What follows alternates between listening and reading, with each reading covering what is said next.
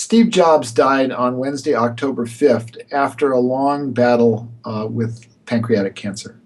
I'm John Markoff, and I have covered Silicon Valley for the Times going back to 1992, and I've written about Silicon Valley since 1976, which coincidentally is the year that Apple Computer was founded. Computers were very expensive in the 1970s, and there was a hobbyist movement that grew up in Silicon Valley that was composed of a group of young men who wanted to get their hands on computers. In fact, they were so expensive that Steve Wozniak built his own computer.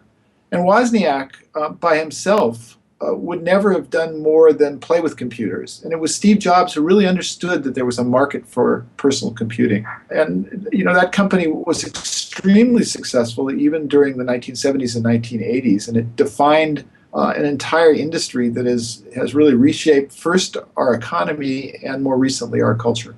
And when he came back to Apple in the 1990s, in 1997, Steve set out to basically walk through media and change the way the media was used by our culture. And he created a series of products, starting with the iPod, that really transformed American culture.